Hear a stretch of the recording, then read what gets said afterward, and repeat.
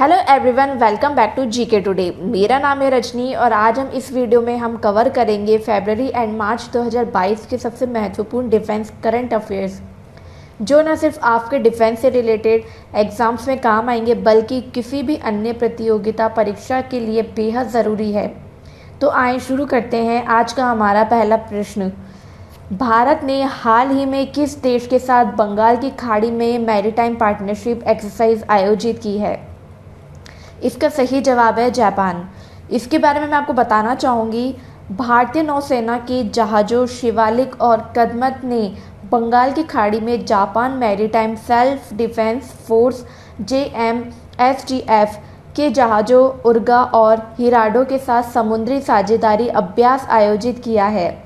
इस समुद्री साझेदारी अभ्यास में उड़ान संचालन और सामरिक युद्धाभ्यास सहित कई समुद्री ऑपरेशन शामिल थे।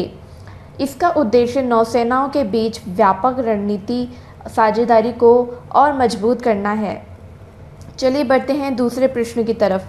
कौन सा भारतीय सशस्त्र बल ऑपरेशन सर्द हवा आयोजित करता है? इसका सही जवाब है बॉर्डर सिक्योरिटी फोर्स। इसके बारे में मैं आपको बताना चाहूँगी, बॉर्डर सिक्योरिटी फोर्स यानी BSF 23 से 28 जनवरी तक होने वाले अपने ऑपरेशन सर्द हवा के तहत राजस्थान में पाकिस्तान सीमा पर निगरानी बढ़ाएगा। बॉर्डर सिक्योरिटी फोर्स गर्मियों में ऑपरेशन गर्म हवा और सर्दियों में ऑपरेशन सर्द हवा आयोजित करता है। सर्दियों के दौरान सीमा पर कोहरे और धुंध के कारण सीमा पार से घुसपैठ और संबंधित गतिविधियों से निपटने के लिए बल हार्ड अलर्ट पर रहता है। चलिए बढ़ते हैं तीसरे प्रश्न की तरफ। किस देश ने arrow 3 anti ballistic missile system का सफल परीक्षण किया है? इसका सही जवाब है इजराइल। इसके बारे में मैं आपको बताना चाहूँगी, इजराइल के रक्षा मंत्रालय के अनुसार इजराइल ने पृथ्वी के वायुमंडल के बाहर अपने arrow 3 anti ballistic missile system का सफल परीक्षण किया। इस परीक्षण ने मिसाइल रक्षा प्रणाली के लिए कई क्षमताओं का परीक्षण किया है, जिसका उपयोग इजराइल वायु सेना द्वारा तुरंत किया जा सकता है। चलिए देखते हैं चौथा प्रश्न क्या है। P-81 किस नौसेना का लंबी दूरी का समुद्री टोही विमान है? इसका सही जवाब है भारत। इसके बारे में मैं आपको बताना चाहूँगी, भारतीय नौसेना के लंबी दूरी के समुद्री टोही विमान P-81 ने बहुराष्ट्रीय पनडुब्बी रोधी युद्ध अभ्यासी ड्रैगन 22 में भाग लिया है। यह अभ्यास हाल ही में अमेरिका के गुआम में संपन्न हुआ है। America, Bharat, Japan, Canada, Australia और दक्षिण कोरिया की 6 नौसेनाओं के विमानों ने सी ड्रैगन 22 अभ्यास में भाग लिया। इस अभ्यास का उद्देश्य समुद्री क्षेत्र में सुरक्षा चुनौतियों के जवाब में उनके बीच अंतः क्रियाशीलता को बढ़ाना है। चलिए देखते हैं पांचवा प्रश्न क्या है। चिरू 2022 एक संयुक्त नौसेना अभ्यास है जिसमें किन देशों ने भाग लिया है? इसका सही जवाब है चीन, रूस, ईरान।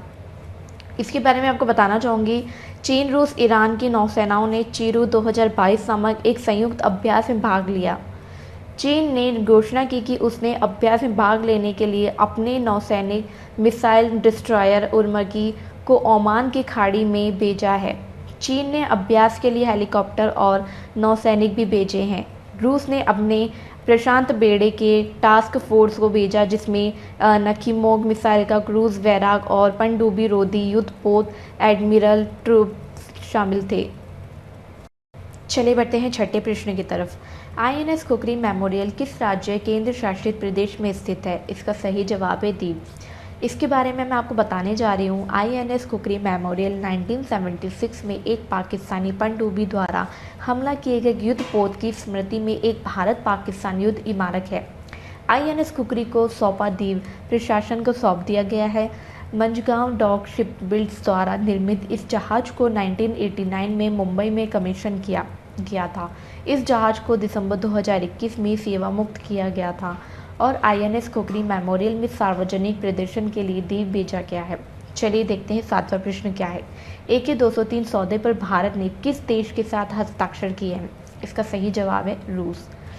इसके बारे में मैं आपको बताना चाहूँगी, रूस ने भारत में AK-203 असॉल्ट राइफलों के निर्माण के लिए AK-203 के सौदे एक हिस्से के रूप में 70,000 राइफलों के पहले बैच की आपूर्ति की है। पहले बैच का इस्तेमाल वायुसेना द्वारा किए जाने की संभावना है, जबकि अमेठी कारखाने में बनने वाले राइफलों की आपूर्ति सेना को की जाएगी। यह विनिर्माण Indo Russian rifle private limited, advance weapons and equipment India limited और रूसी रोसोबोरन एक्सपोर्ट के बीच संयुक्त उद्यम द्वारा किया जाएगा। चलिए देखते हैं 8वां प्रश्न क्या है। भारत की पहली महिला राफेल लड़ाकू जेट पायलट कौन है? इसके बारे में आपको बताना चाहूँगी। सही जवाब है इसका शिवांगी सिंह। देश की पहली महिला Rafale fighter jet pilot Shivangi Singh गणतंत्र दिवस परेड में भारतीय वायुसेना की झांकी का हिस्सा थी। पिछले साल फ्लाइट लेफ्टिनेंट भावना कंठ IAS की झांकी का हिस्सा बनने वाली पहली महिला फाइटर जेट पायलट बनी। शिवांगी भारतीय वायुसेना की झांकी का हिस्सा बनने वाली दूसरी महिला फाइटर जेट पायलट है। उन्हें भारतीय वायुसेना के महिला लड़ाकू पायलटों के दूसरे बैच में कमीशन किया गया था। चलिए बढ़ते हैं 90वें प्रश्न की तरफ। पश्चिम लहर किस देश द्वारा आयोजित एक संयुक्त रक्षा अभ्यास है? इसका सही जवाब है भारत। इसके बारे में मैं आपको बताने जा रही हूँ। भारतीय नौसेना द्वारा एक संयुक्त समुद्री अभ्यास पश्चिम लहर का आयोजन हाल ही में पश्चिमी तट पर संपन्न हुआ। इस अभ्यास का उद्देश्य भारतीय नौसेना, भारतीय वायुसेना, भारतीय सेना और तटरक्षक बल के बीच अंतर सेवा तालमेल को बढ़ाना है। यह सशस्त्र बलों के विभिन्न उपकरणों की भागीदारी के साथ 20 दिनों की अवधि में आयोजित किया गया। चलिए बढ़ते हैं 10वें प्रश्न की तरफ। किस देश ने हासोंग 12 मध्यम दूरी की बैलिस्टिक मिसाइल लॉन्च की? इसका सही जवाब है उत्तर कोरिया। इसके बारे में मैं आपको बताने जा रही हूँ। उत्तर कोरिया ने पुष्टि की है कि उसने हासोंग 12 मध्यम दूरी की बैलिस्टिक मिसाइल का परीक्षण किया है। यह पहली बार है जब उसने 2017 के बाद ये इस आकार के हथियार का परीक्षण किया। जापान और दक्षिण कोरिया ने मध्यवर्ती दूरी की बैलिस्टिक मिसाइल IRBM के लॉन्च का पता लगाया है, जो इस महीने उत्तर कोरिया द्वारा किया गया 7वां हथियार परीक्षण है। चलिए बढ़ते हैं 11वें प्रश्न की तरफ। वयम रक्षामः या वी प्रोटेक्ट भारत के किस सशस्त्र बल का आदर्श वाक्य है? इसका सही जवाब है भारतीय तटरक्षक बल। इसके बारे में मैं आपको बताने जा रही हूँ। भारतीय तटरक्षक बल इंडियन कोस्ट गार्ड ICG ने 1 फरवरी 2022 को अपना 46वां स्थान दिवस मनाया। यह वयम रक्षामः या वी प्रोटेक्ट के आदर्श वाक्य के साथ दुनिया का चौथा सबसे बड़ा तटरक्षक बल है। भारतीय तटरक्षक बल का उद्घाटन 1978 में 7 सतह प्लेटफॉर्म्स के साथ किया गया था। चलिए बढ़ते हैं 12वें प्रश्न की तरफ। सुपर हॉर्नेट किस देश द्वारा निर्मित एक लड़ाकू विमान है? इसका सही जवाब है अमेरिका। इसके बारे में मैं आपको बताने जा रही हूँ। फ्रांस द्वारा निर्मित राफेल लड़ाकू विमान के समुद्री संस्करण का गोवा में एक तट आधारित सुविधा में सफलतापूर्वक उड़ान का परीक्षण किया गया है। राफेल अमेरिका द्वारा निर्मित सुपर हॉर्नेट के खिलाफ प्रतिस्पर्धा कर रहा है, क्योंकि दोनों का मूल्यांकन INS विक्रांत पर तैनाती के लिए भारतीय नौसेना द्वारा खरीद के लिए किया जा रहा है। यह 44,000 टन का स्वदेशी रूप से विकसित विमान वाहक पोत है। चलिए बढ़ते हैं 13वें प्रश्न की तरफ। फ्रांस के सहयोग से किस कंपनी ने भारतीय नौसेना की नई स्कॉर्पियन श्रेणी की पनडुब्बी INS वागीर का निर्माण किया गया है? इसका सही जवाब है Majhgaon dock शिपबिल्ड्स limited.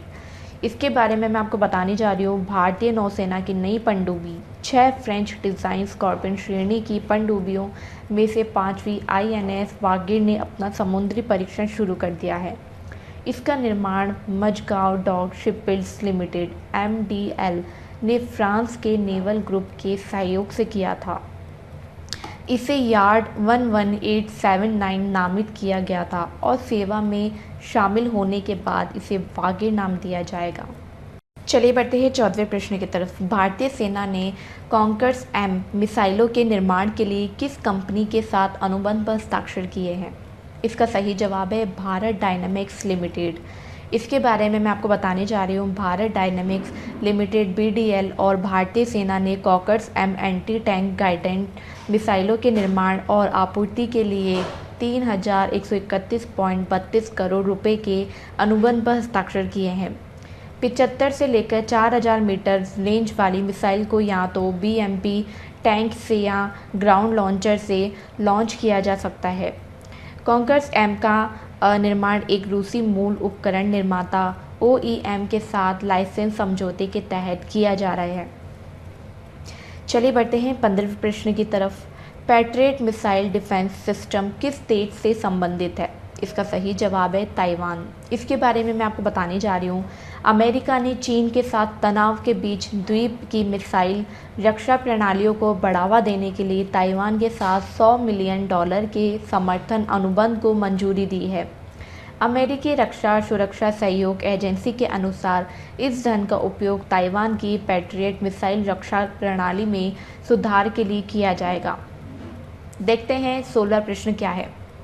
Winter camp अभ्यास किस ब्लॉक से संबंधित है? इसका सही जवाब है नाटो। इसके बारे में मैं आपको बताने जा रही हूँ। विंटर कैंप उत्तरी अटलांटिक संधि संगठन नाटो का एक नियमित सैन्य अभ्यास है। इस साल का अभ्यास नाटो की पूर्वी सीमा पर शुरू हो गया है। यह अभ्यास रूसी सीमा से सिर्फ 100 किलोमीटर दूरी पूर्वोत्तर एस्टोनिया में शुरू हुआ। इसमें 1300 ब्रिटिश एस्टोनियाई और फ्रांसीसी सैनिक शामिल है। चलिए बढ़ते हैं 17वें प्रश्न की तरफ। किस भारतीय सशस्त्र बल ने अपनी गोला बारूद सूची की RFID टैगिंग शुरू की है? इसका सही जवाब है भारतीय सेना। इसके बारे में मैं आपको बताने जा रही हूँ। भारतीय सेना ने हाल ही में अपनी गोला बारूद सूची की रेडियो फ्रिक्वेंसी आइडेंटिफिकेशन टैगिंग शुरू की है। इससे तकनीकी गतिविधियों में क्षमता बढ़ेगी और माल ढुलाई लागत कम होगी। RFID टैग वाले गोला बारूद की पहली खेप एम्यूनिशन फैक्ट्री खड़की से central ammunition depot CAD Phulgaon भेजी गई है। चलिए बढ़ते हैं 18वें प्रश्न की तरफ। हाल ही में खबरों में रहा सैन्य रणक्षेत्रम क्या है? इसका सही जवाब है भारतीय सेना हैकाथॉन।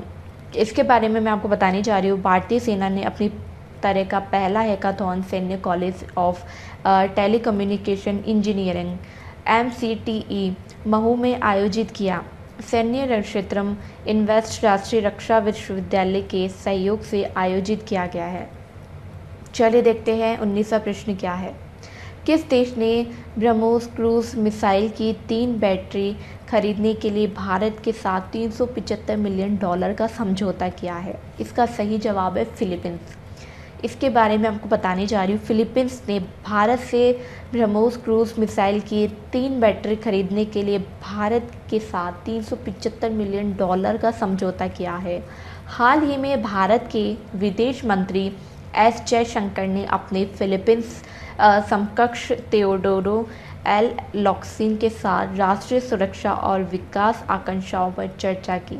विदेश मंत्री S जयशंकर फिलीपींस की 3 दिवसीय पहली यात्रा पर गए हैं। चलिए बढ़ते हैं 20वें प्रश्न की तरफ। कौन सा देश भारत के लिए MH-60R मल्टी रोल हेलीकॉप्टर का निर्माण और आपूर्ति कर रहा है? इसका सही जवाब है अमेरिका। इसके बारे में मैं आपको बताने जा रही हूँ। अमेरिका भारतीय नौसेना के लिए MH-60R मल्टी रोल हेलीकॉप्टर का निर्माण और आपूर्ति कर रहा है। भारतीय नौसेना को 3 MH-60R हेलीकॉप्टर का पहला बैच जुलाई के मध्य तक प्राप्त होगा। चलिए देखते हैं 21वां प्रश्न क्या है। फ्लीट रिव्यू के तहत कौन सा भारतीय पदाधिकारी अपने कार्यकाल के दौरान एक बार भारतीय नौसेना के बेड़े की समीक्षा करता है? इसका सही जवाब है राष्ट्रपति। इसके बारे में अपन जानेंगे। सशस्त्र बलों के सर्वोच्च कमांडर के रूप में भारत के राष्ट्रपति अपने कार्यकाल के दौरान एक बार भारतीय नौसेना बेड़े की समीक्षा करते हैं। फ्लीट रिव्यू का उद्देश्य भारतीय नौसेना की तैयारियों, मनोबल और अनुशासन को सुनिश्चित करना है। राष्ट्रपति रामनाथ कोविंद ने विशाखापट्टनम में भारतीय नौसेना के बेड़े की समीक्षा की है। देखते हैं 22वां प्रश्न क्या है। किस देश ने एक नई नौसेना वायु रक्षा प्रणाली सी-डोम का सफलतापूर्वक परीक्षण किया है? इसका सही जवाब है इजराइल। इसके बारे में मैं आपको बताने जा रही हूँ। इजराइल ने खतरों की एक श्रृंखला को रोकने के लिए सी-डोम नामक एक नई नौसेना वायु रक्षा प्रणाली का सफलतापूर्वक परीक्षण किया है। सी-डोम प्रणाली आयरन डोम का एक नौसैनिक संस्करण है।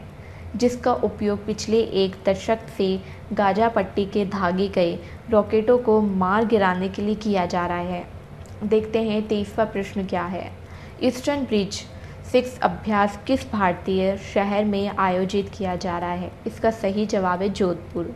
चलिए बढ़ते हैं, इसके बारे में पढ़ते हैं। ईस्टर्न ब्रिज 6 जो भारत और ओमान की वायु सेनाओं के बीच एक रक्षा अभ्यास है, 21 से 25 जनवरी 2022 तक वायु सेना स्टेशन जोधपुर में आयोजित की जा रहा है। यह द्विपक्षीय अभ्यास का छठा संस्करण है, जिसका उद्देश्य दोनों वायु योद्धाओं की परिचालन दक्षता को बढ़ाना और दोनों वायु सेनाओं के बीच अंतर संचालन में सुधार करना है। देखते हैं 24वां प्रश्न क्या है।